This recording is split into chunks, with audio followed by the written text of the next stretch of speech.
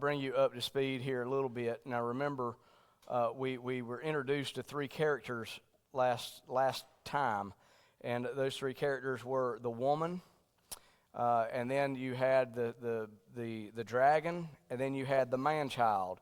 And so we defined what each one of those were, how each one of those fit in, and now we're going to be introduced to another character tonight, and that is Michael. All right, we're going to talk about Satan a little bit and Michael, but it encompasses about five or six verses here. But let's begin reading in verse number 7. And there was war in heaven. Michael and his angels fought against the dragon, and the dragon fought and his angels, and prevailed not, neither was their place found any more in heaven.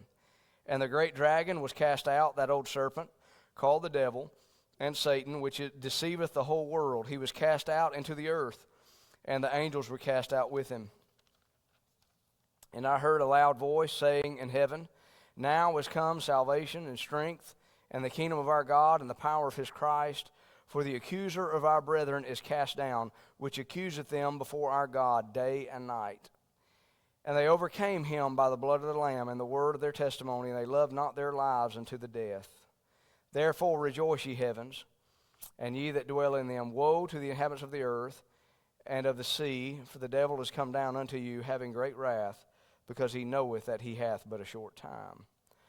All right, so the first thing that it mentions here is of course the dragon and Michael, and then it mentions also that there's war there in heaven, and then you go on down and it talks about the devil, which is Satan, which deceived the whole world. He was cast out into the earth, and his angels were cast out with him.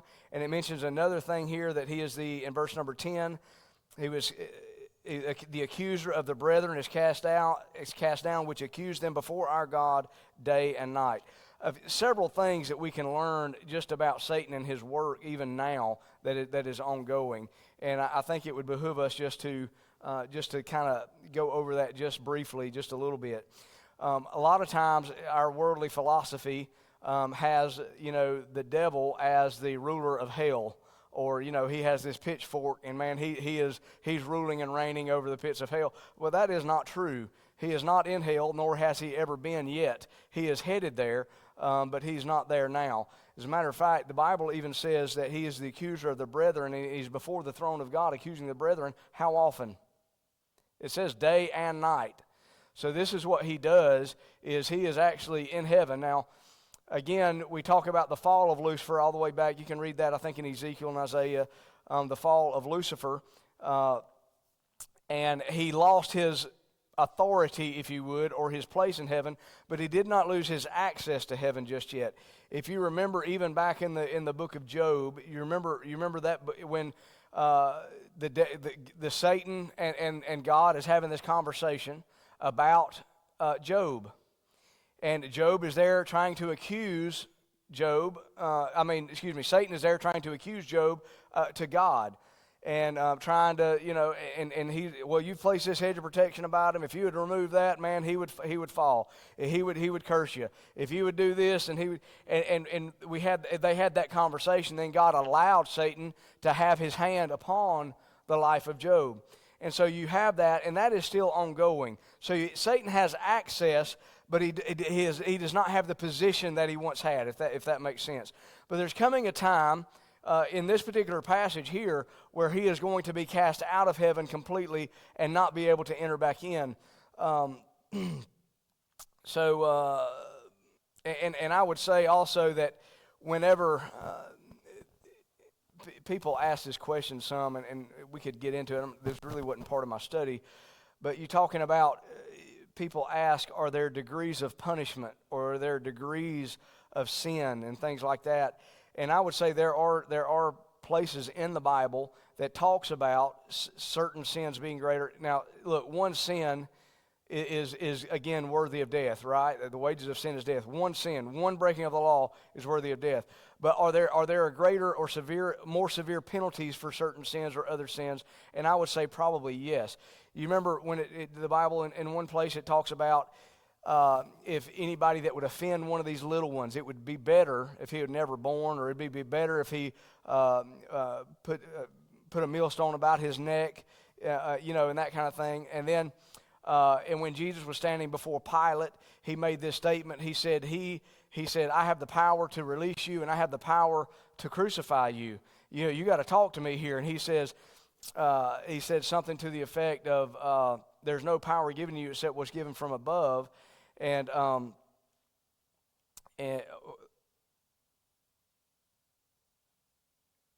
then he says, and Jesus makes a statement like, he who delivered me unto you has the greater sin, something to that effect. All right, and then we look at, I believe that, I don't know, is hell going to be hotter for certain ones? I think the lower parts of hell are going to be reserved for Satan and his cohorts. That's just what I think. He's the one that deceived people. He's the one that was the antagonist against God. He was the one who was the enemy, all of that, who tried to thwart. We'll talk more about that in just a minute. Tried to thwart the plan of God at every turn. But nevertheless, so in other words, Satan has been, it's almost like this. Satan has been sentenced. He knows what his end is, but he's awaiting the execution of that sentence, if that makes sense. Just like we have court systems here, and the judge may render his verdict and issue a sentence, but that sentence sometimes may not be carried out until a certain period of time or whatever. If somebody is condemned to death, they don't immediately take them out and execute them. You with me? I mean, they go through the appeals process. They make sure everything's in order. And sometimes it's 20 years before they ever actually implement the sentence that has been rendered to that individual.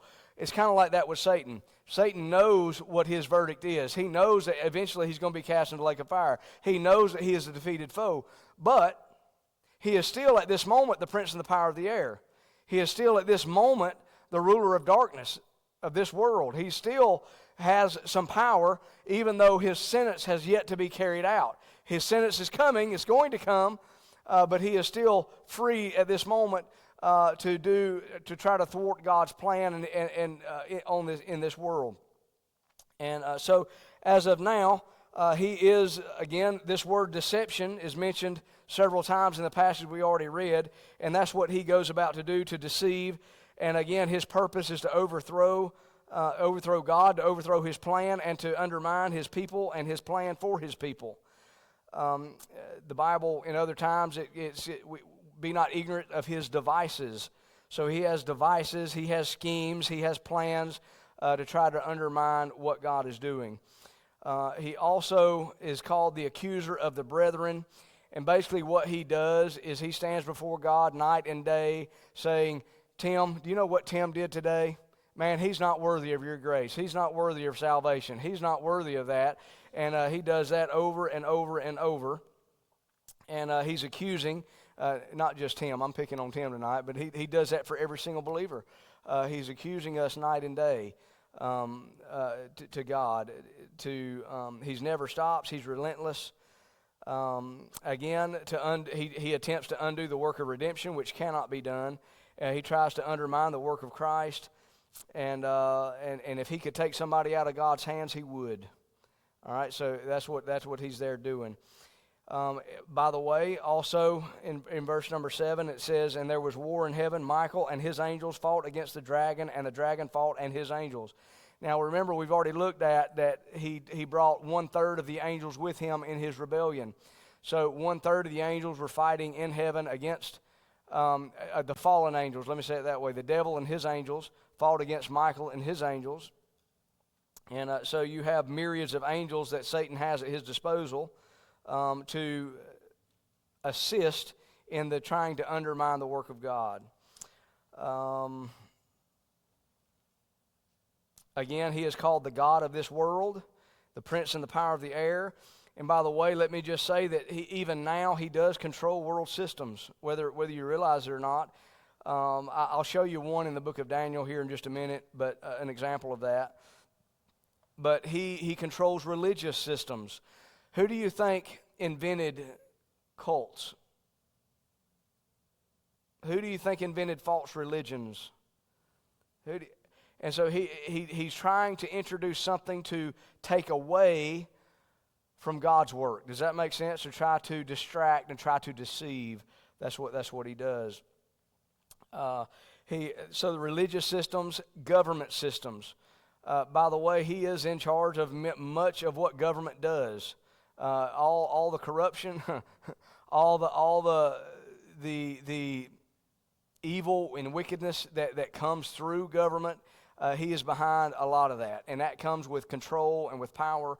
We've read that before in Matthew chapter 4, where the devil takes Jesus at the temptation and said, "Look, if you'll bow down and worship me, I'll give all these kingdoms to you." So and Jesus didn't argue with that. He said, I mean, he passed the temptation, and he will eventually rule all those kingdoms, but he will get it legitimately, not by bowing to Satan and inheriting those. So in that situation, who was in charge of those governments and those kingdoms? Jesus didn't even argue with that. All right, so he tries to eliminate all who work for God's purpose and destroy their faith. He tries to do that. He controls the religious system, the government systems, and with the attempt of trying to bring the whole world under his rule. That's his goal. Eventually, when the Antichrist steps on the scene, he's going to be somewhat successful at that, and he will begin to rule much of the world at that point. And but what he attempts to do is to stop the reign of Christ both spiritually. How's the reign of Christ begin? When we accept Christ as our Savior, we become his family, right? He's ruling and reigning in our life. And does he try to thwart that? Does he try to stop that? He tries to stop people from believing, and then he also tries to deceive and distract believers believers. He tries to do both. So he's trying to undermine Christ's rule spiritually, but then also the millennial reign is coming just a few chapters right after this, and he's trying to do everything that he can do to stop that physical reign as well. So the spiritual reign and the physical reign, he is trying to, again, undermine and thwart that. He never stops. He is relentless. And we looked at a little bit of that battle in previous studies, but it is an ongoing battle. It started all the way back in Genesis. We looked at that. Why did he tempt Eve? He did that to get at God. I mean, that's really what he did. He ruined a perfect environment in heaven. He attempted to ruin the perfect environment here on the earth, the Garden of Eden. What was the first man? You remember when God made the decree, Genesis 3:15, that the seed of the woman was going to crush the seed of the serpent? All right, what did he do with the first man? Made him a murderer and killed the other one, right? I mean, that's what he tried to do. The war has been going on relentlessly from the beginning of time. So in chapter 6 through 11, we have looked, in Revelation, we have looked at from the heavenly vantage point, or God's vantage point, and now we're beginning to look at this from Satan's side a little bit, or from the earthly vantage point. All right? So this war that has been raging, it reaches its climax during the tribulation period. And again, eventually, there's war in heaven. I'm fixing to get to all that. There's war in heaven. But eventually, they're going to be cast out of heaven, and all of that war is going to be confined to the earth. All right, eventually. Well,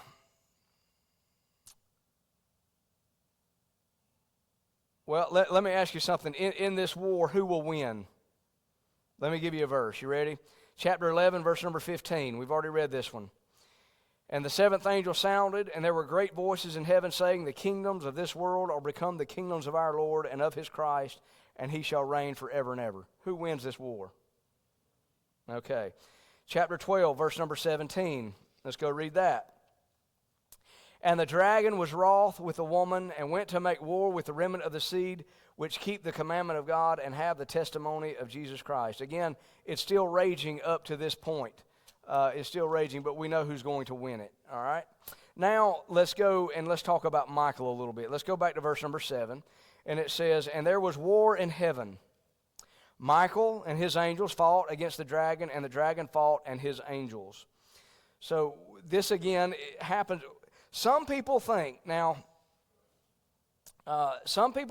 this actual war begins at the tribulation period. We're kind of backing up a little bit. Some people think that this war begins at the tribulation period. Why would it begin at the tribulation period? Why? There's some speculation about that. And again, I'm not dogmatic about this at all.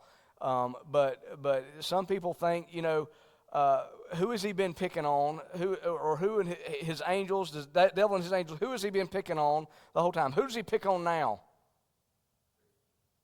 Okay? Why does he pick on Christians? He picks on Christians, believers, the church. He picks on Israel. He picks on, anybody that has God's name attached to it, if you would. All right, so he picks on them. All right, but now the church is raptured out. You with me?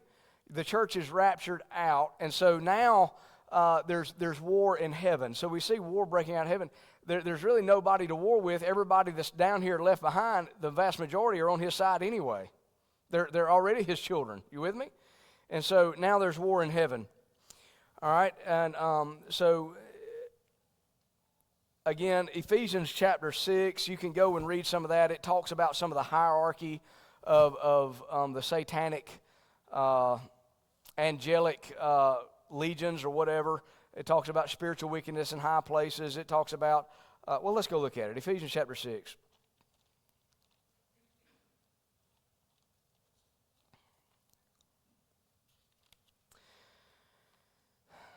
Verse number 12. For we wrestle not against flesh and blood, but against principalities, against powers, against the rulers of darkness of this world, against spiritual wickedness in high places. Where would those high places be? Huh? It could be, but if we're looking at this from an earthly vantage point, where could those high places be? I think they could also be in high places of government. It could be. I'm going to show you something else here in the book of Daniel about that. We'll get there. So he's operating at this moment in heaven and in earth, Satan is, and then Michael comes on the scene, all right? And there's war in heaven. The implication that is given here is that Satan instigates this war. All right, so Michael doesn't just all of a sudden decide, I'm going to go to war with Satan. He has been having access all this time, and then Satan instigates this war, and therefore Michael, again, gets involved in this with his angels, gets involved with that. So you have this hierarchy that we saw in Ephesians, principalities, rulers of wickedness in high places, all those things. Well, God also has the hierarchy. You remember, Satan is a counterfeiter. If you remember, there are several types of angels. One of them we're going to look at in a minute is the archangel. Michael is an archangel. All right, this has to do with a war angel. You have other ones that are called cherubims. You have other ones that are called seraphims. Some of them have different responsibilities and different jobs and things like that. But here we're talking about Michael. Every time that you see Michael, he's associated with war and conflict. So this is God's angel that has to do with battle and has to do with war all the time. So let's go back and look. I'm going to show you this. Daniel chapter 10.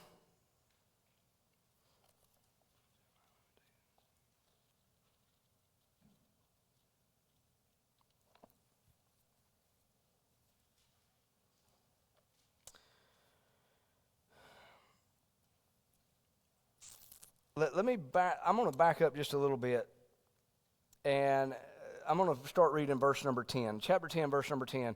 Daniel has been praying. He's spent some intense time in prayer, asking God for guidance and wisdom, and God immediately dispatches an angel to deliver a message to Daniel. All right, but let's look at what happens here. Chapter 10, verse number 10. And behold, an hand touched me, which set me upon my knees and upon the palms of my hand. And he said unto me, O Daniel, a man greatly beloved, understood the words that I speak unto thee, and stand upright. For unto thee I am now sent. And when he had spoken this word unto me, I stood trembling. Then said he unto me, Fear not, Daniel, for from the first day that thou didst set thine heart to understand and to chasten thyself before thy God, thy words were heard, and I am come for thy words. But look what it says. But the prince of Persia withstood me 21 days. What is this talking about? The prince of Persia. This has to do with, you remember, who's in charge of the kingdoms of this world? Satan is in charge of the kingdom of this world. This is an angelic being. This is a spirit being. And this is not a physical character that would actually withhold or this is another spiritual being, this Prince of Persia, another spiritual being that most believe are in the cohorts of Satan himself, helping to control some of the Persian Empire. And so there's that influence there. But that person withstood this messenger angel, all right? For 21 days he withstood him. In verse 13, but the prince of the kingdom of Persia withstood me 21 days. But lo, Michael, one of the chief princes, came to help me and remained there with the king of Persia, or kings of Persia. Now it's plural. You see that, the kings of Persia. So Michael, the archangel, we're going to see that in a minute, he is staying there to withhold the kings of Persia, or these demonic influences, to allow this messenger angel to be able to get to Daniel. You with me? So a lot of times we don't even see all the spiritual warfare that's going on all around us. We don't see it. But there is spiritual warfare going on all around us. And here in this particular case, Michael is there, came to the aid of this messenger angel for him to be able to accomplish what God wanted him to accomplish in delivering that message to Daniel.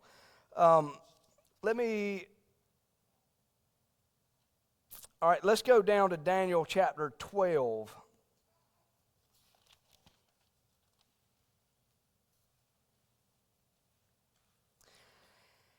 Now, this particular passage, you remember I told you that Daniel and Revelation are partners, if you would. They're parallel passages. All right, a lot of the prophecies you see in Daniel will be fulfilled in Revelation. All right, but this particular one, now what have we already read in Revelation chapter 12? What have we read? That, look, there's war in heaven. Satan and his angels are coming and fighting, and now Michael and his angels are coming and fighting. And this is actually a prophecy regarding that particular instance. Look in chapter 12, verse number 1. And at that time shall Michael, when it's talking about that time, this is talking about the time of tribulation. And at that time shall Michael stand up, the great prince, which standeth for the children of thy people, and there shall be a time of trouble, such as never was since there was a nation, even to the same time. And at that time thy people shall be delivered, every one that shall be found written in the book. And many of them that sleep, let me go down. It talks about a time and a half time. But nevertheless, you have that. This is talking about the tribulation period, and this is also the time when Michael is going to stand up and do battle again with Satan and his cohorts on the behalf of Israel and behalf of God's people. All right. One other place that we'll look about Michael in Jude, verse number 9. That's the book right before Revelation there.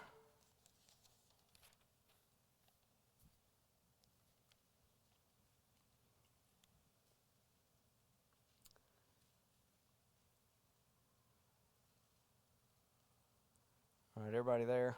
Jude, verse number 9. Yet Michael the archangel, this is where he's called the archangel, all right? When contending with the devil, he disputed about the body of Moses, does not bring against him a railing accusation, but said, the Lord rebuke thee. So here you have Michael and the devil himself way back when Moses passed away, when Moses died, and they were contending, or they were battling, fighting over Moses' body. And why they did that, nobody really knows for sure. There's speculation. The speculation, some would say that it is possible that Moses' body would have been made into a place of worship or some type of idol or something like that, because God used him so greatly. And but nevertheless, you see him here being called an archangel, and you see him here doing battle with the devil over the body of Moses. Now, one other thing that I'll bring to your attention about the archangel. You remember in 1 Thessalonians chapter 4, it talks about the rapture. And it talks about there's going to be a trumpet and with the voice of the archangel. All right, remember that? So he will be present. Whether it's Michael, he's not said by name, and we're not told how many archangels there are. If there are certain generals, if you would, archangels, leading armies or whatever, we're not told that. If this is Michael, it's a high possibility that this is Michael. And at the voice of the archangel, there's going to be a shout and the trumpet when the Lord, again, raptures his church out. And so Michael is there. Let me give you one other thing that I read, and it would make sense to you a little bit if I can explain this correctly. All right, now remember, what is Satan doing? He's trying to deceive. He's trying to undermine the work that God is doing, correct? All right, and then you also, at the time of the rapture, you have a resurrection, right? And then you have the church raptured out. And where do we meet the Lord? We meet the Lord in the clouds, right? And then, but it also says there's an archangel here. All right, there's an archangel. And could this be in chapter 12 what we're reading about war in heaven? Could it be? I mean, that is a possibility. Again, I'm not dogmatic about any of that, but it could be a possibility that at that time, Satan trying to undermine what Christ is doing and the work of God and bringing the church out and fulfilling the promise that he's made in his word, the resurrection of the saints. And there again is Michael standing, with the Lord when the shout happens, when the trumpet blows, and Michael is there, or at least an archangel is there. And why would that be? Because every time we see Michael, what is he there to do? He's there to do battle. He's there to war. He's there to fight. And so I just thought that was interesting. Again, I'm speculating a little bit on that. We're not told dogmatically any of that, but it is interesting to think about some of that stuff from time to time. But nevertheless, could it be that he tries to undermine even the rapture itself? It's a possibility. When the millennial is about to take place, here we're looking in Revelation 12 again. He intensifies the battle. The whole world is going to come against Christ, and before the millennial reign, he's trying to undermine even that reign. And we understand that Satan loses, Michael's and his angels win the battle, and at that point, Satan is confined to the earth. Let's go back to Revelation 12, all right? Let's go back and read that. And there was war in heaven. Michael and his angels fought against the dragon, and the dragon fought and his angels, and prevailed not. Neither was their place found any more in heaven. So what is happening now? There is rebellion in heaven once again, and there's actually battles going on, and now they are actually removed. The devil and his followers are removed from heaven. They have no more access to heaven, and now they are confined to earth. All right, then let's look at, and the great dragon was cast out, that old serpent called the devil, and Satan, which is deceiveth the whole world. He was cast out into the earth, and his angels were cast out with him. So, all right, so there was war in heaven. Now, who wins that war? Michael beats him, the forces of good, the forces of righteousness, the followers of Christ, his cohorts, the archangel Michael, they win that battle. Satan and his cohorts are cast into the earth. So now, just think about this. So now there has been access between the devil and heaven, right? He's been going back and forth. He can do things on earth. He's the prince of the power of the air. He's the God of this world, all that, but he has access to heaven. But now that access to heaven is denied. He can no longer enter into heaven, and now he is confined to earth. So I want you to imagine, he knows, even in the last verse that we read, he knows his time is short. What do you think is going to happen now? That he has been excommunicated from heaven, he has been cast out of heaven, and the only place he has to operate now is the earth. What do you think is going to happen? All right. The full fury of Satan is going to be turned to the earth.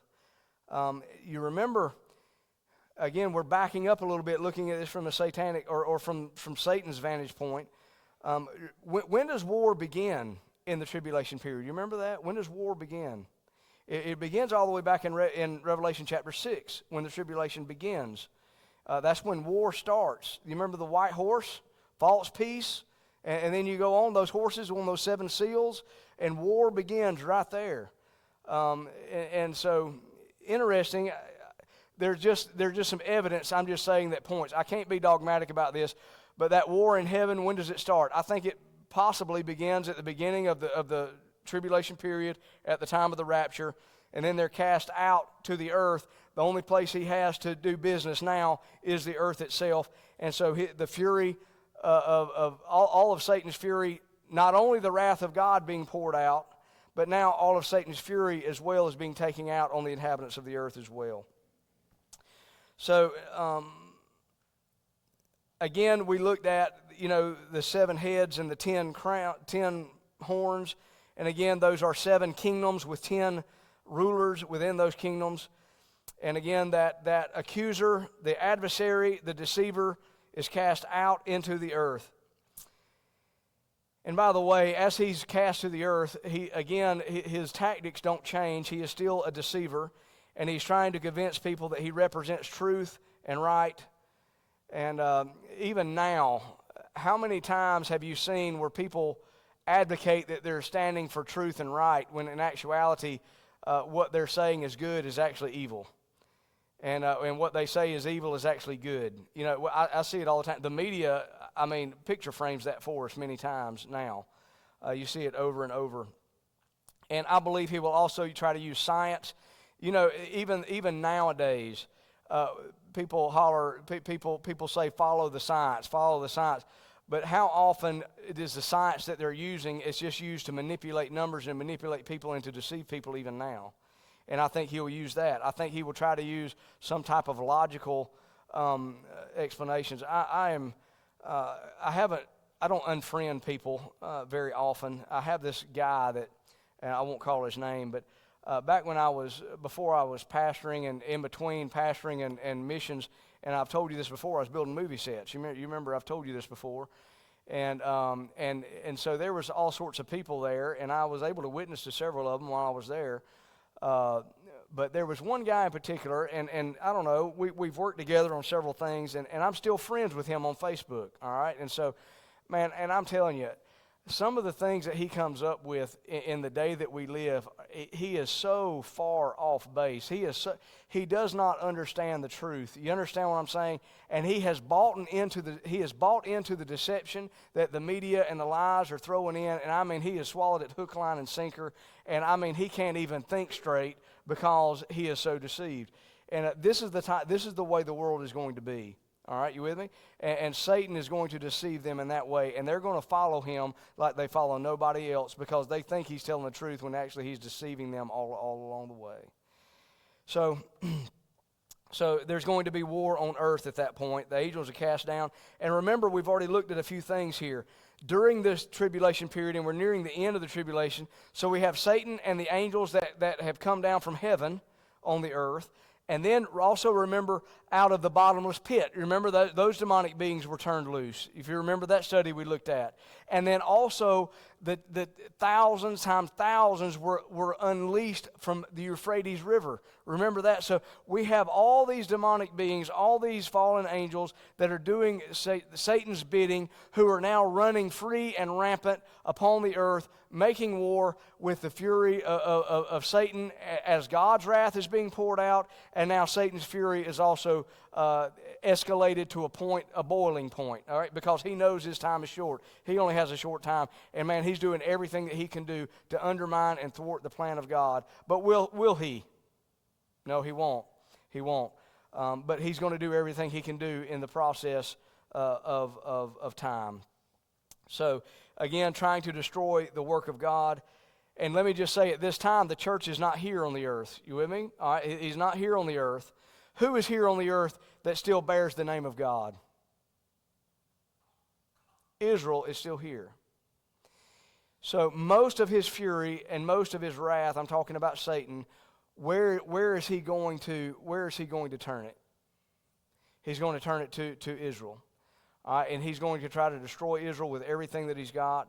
He's trying to surround them, and we will see in the coming passages that Israel is going to be running for its life. They're going to be fleeing into the wilderness to try to escape the fury of Satan. All right, so now let's go back here. Where verse was we at? Verse number 10. All right, so now what is going on? Satan is cast out, so guess what else is going on? How many would be glad that Satan is cast out of heaven? Who would be glad about that? I think all the saints in heaven would be glad. I think the angels would probably be glad. But in this particular case, look what it says, and I think we can pinpoint who these people are. And I heard a loud voice saying in heaven, verse number 10 here, now is come salvation and strength and the kingdom of our God and the power of his Christ. For the accuser of our brethren is cast down. Now notice what it says, the accuser of who? Our brethren. Who is that talking about? I believe that's talking about saints.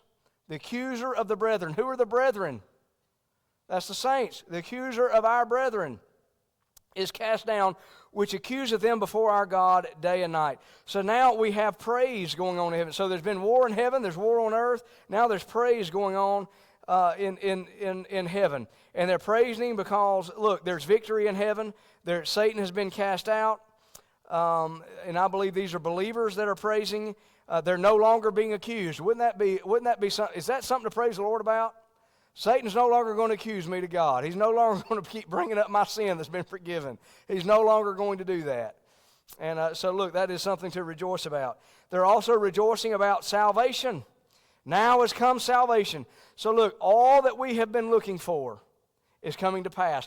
The Lord's kingdom is about to be set up, and man, they're anticipating it. Man, I mean, every promise that he's ever made is about to be fulfilled.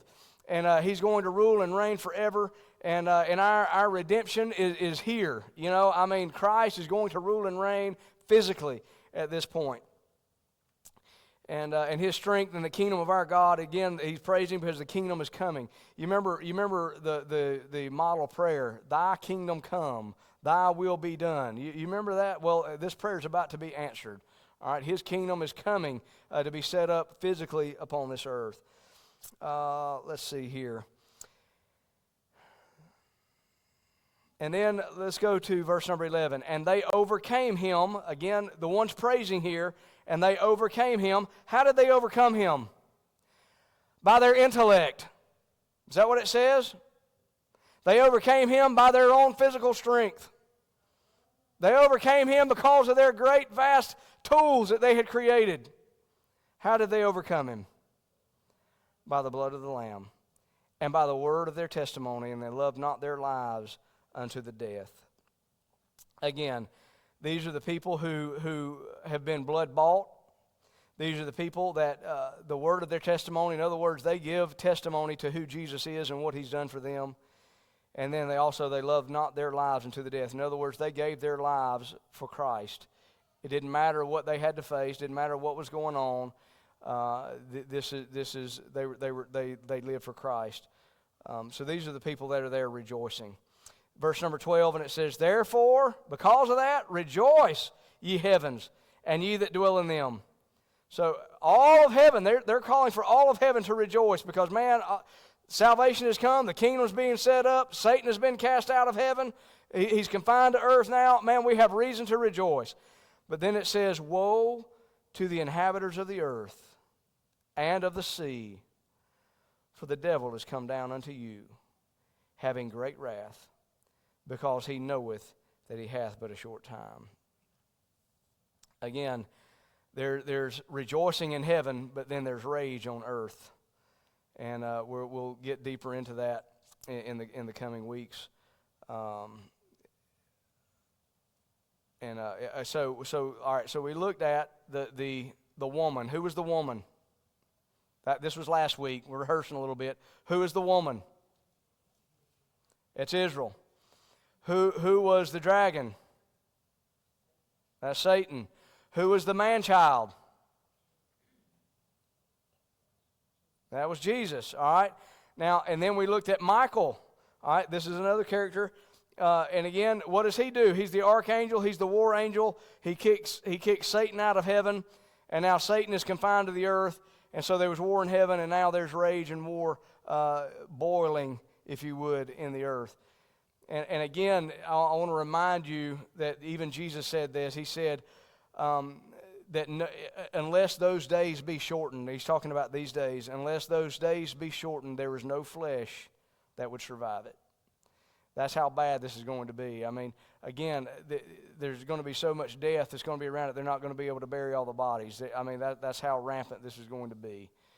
And so, again, Satan's fury is going to be unleashed along with God's wrath upon the earth.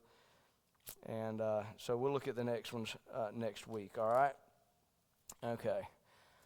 Let's bow for a word of prayer. Father, we again are grateful again for all you do for us and for your word, and Lord, the things that we glean from your word.